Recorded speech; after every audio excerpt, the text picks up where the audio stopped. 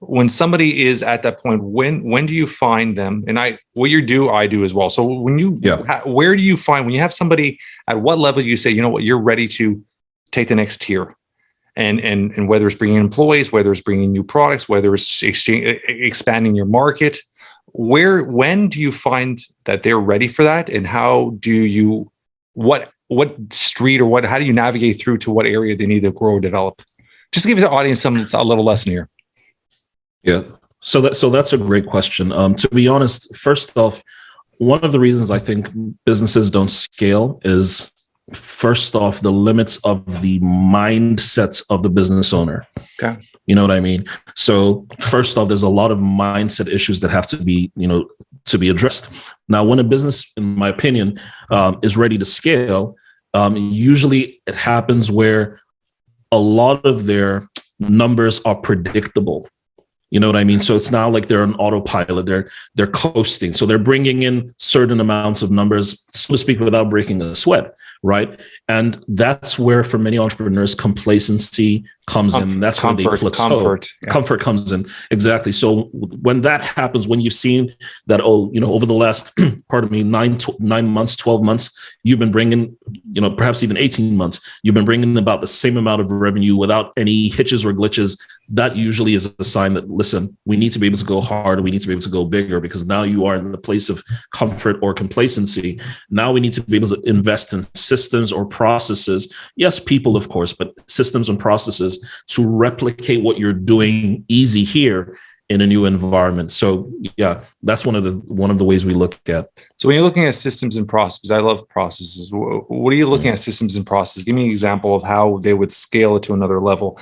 I'll give you an example. I'm a product source business. We have 3 or 4 products we're selling. We have our steady income. We're making our 25, 30,000 a month. We're doing well enough to feel comfortable. We're paying ourselves a salary. How would I scale myself to the next level? So first off, the question is, what is the next level for you? I would say a lot of people would be financially, right? Yeah. So for most people, exactly, that's financially. One of the things that I realize is many entrepreneurs build businesses, like I said, as a special purpose vehicle. So yeah, we're paying our bills. There's no sense of imagination. There's no sense of scale. And I think a lot of us are accidental entrepreneurs. We probably started out with an idea or a passion, and all of a sudden we hit the ground and we got some success, and then we built it into a business that has become our 9 to 5, or in some cases a 24/7. Yeah. Now, many businesses, for example, they don't start off with the idea, for example, of maybe like I'm hoping to franchise this business model across 25 locations over the next 3 years. Yeah. Most people aren't thinking that way. Most people are just content with their mom and pop shop, and it's doing well. We don't have to worry about anything. This business is still going to be around for another 20, 25 years. I'll hand it over to my kids, right? So for us, when we're looking at entrepreneurs that we challenge them to scale, of course, we've looked at their processes, we've looked at their growth, we've looked at their processes, we've looked at their revenue, we looked at their profits, we've looked at the human capital. Another thing we need to be able to ask ourselves is, okay, so how do we take this model and replicate success somewhere else? Because unfortunately, and as I'm sure you know, Jeff, that many entrepreneurs are not looking at being systemic. They've not charted the process. They don't know what they did to get to where they were. It was almost like it's just autopilot. I just got into the car, turned on the ignition, and I started driving, but they don't know how the car works, right? So for a lot of times, we need to be able to look at those businesses and even begin to reverse engineer some of the things that they did that may have been unconscious competence that got them to some sort of success. And then we now begin to build a system around that. And in other cases, we even look at that system and see how we can optimize it for growth. Because, as you know, the cliche is there, what got you here might not necessarily get you there. You know what I mean? How do we replicate not just the system, but even also the kind of vision or the kind of, do we have a team, for example, that is no longer just listening to instruction, but are now beginning to take initiative to say, hey, this was great, but there are better ways of doing that. I think that is one of the hardest issues when it comes to growth. Exactly. Yes. I'm sorry for cutting you off, but when it comes to that issue of having the proper understanding where people start taking initiative on their own is a huge, huge aspect of why businesses don't develop or grow in the proper direction. So continue that. I apologize. No, absolutely. You're right. So because, and some, unfortunately, to some entrepreneurs, when their team start taking the place of initiative, they misinterpret that as insubordination. Yeah. They misinterpret that as challenging their authority. That, listen, if you got this great idea, why don't you go do it in your own time, or do it in your own space? Unfortunately, and before you know it, you've empowered somebody who could have been in your team to become your competition. Yeah. You know what I mean? And I think sometimes that's an unspoken conversation that entrepreneurs should have, where many of us who have started businesses are bruised by maybe other people that we have worked with. So we are bleeding entrepreneurs. You know what I mean? We've served, we've worked, and now we want to be able to show people that, you know what, since you didn't take a chance on me, I'm going to take a chance on me, and I'm going to prove you wrong. So a lot of entrepreneurs, I think, are bleeding, and we don't know how to pass the torch, Jeff. We don't know how to pass the torch. So we see people in our teams, in our spaces, who are growing. And that's the job of every leader, I believe. The job of a leader is to raise leaders, not followers. Yep. One way you know that you're effective and you know that it's time for you to be able to scale is where you recognize that, listen, I have a lot more leaders on my team than I do followers. And those leaders might need a place of expression, right? So how do we get them to buy into the vision that we have for Kimura, for example, or for our organization? How do we take them?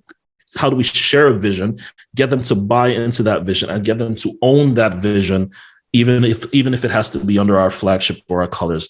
But that's a conversation that most entrepreneurs, are not ready to have, because they feel like, once somebody else isn't taking that place of initiative, they just want to come in and just learn my secrets and then go out and start their own business. Yeah. But that's going to happen no matter what scale. True. You're always going to have individuals that are going to come in, and you see that in a lot of industries where they'll feel like they could do it on their own. And I would say 80 to 90% of the time, it never is successful, but it does hurt that individual that feels like they've harnessed, they've taught, they've caressed this person into this situation, and now they fear them as their competition. And I mean, my mindset with that, Steve, is competition is not a bad thing. Competition is a good thing. Never fear competition as an entrepreneur. Yeah. I mean, the biggest thing is when you fear competition, that is when you start really start. You're spending more time focusing on them than focusing on your growth of the business, right? True. So that is the first thing. And the second is having individuals that have that mindset where they're I always say you want to have people not as a family, as a team. So you having those individuals as a team player, and they all understand their role. And a lot of big corporations, they never have that process in place where everybody is set as a team. Everybody has their individual roles. So it's a mindset where when somebody scales up, there's that spot missed up. There's no one ready to bump into that position.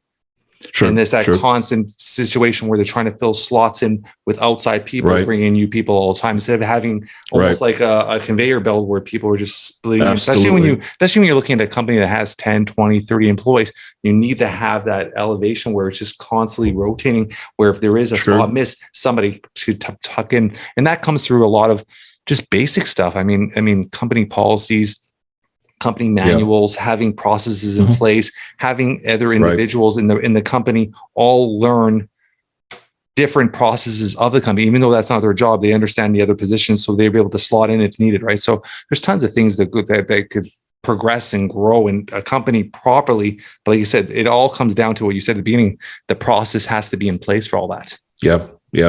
And you can't grow beyond the vision you have for your business, and your business can't grow beyond the vision, beyond the mindset the entrepreneur has for it. You know what I mean? So even if you do have that conveyor belt of people who could possibly take over, the question is, what are they taking over if your business is too small to handle them? You know what I mean? So there's growth is important. No matter how much you love your kid. If my daughter's, she just turned 11 2 days ago, right? And no matter how much I love her, I don't want her to remain at 11 years old.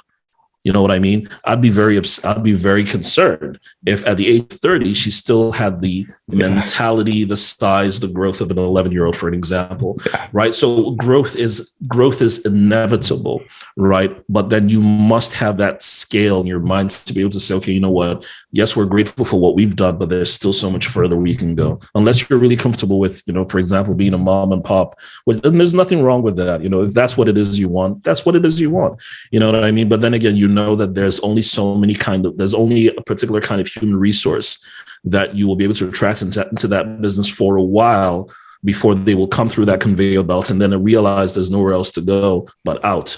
And then you got to start the process all over again. And that's not sustainable.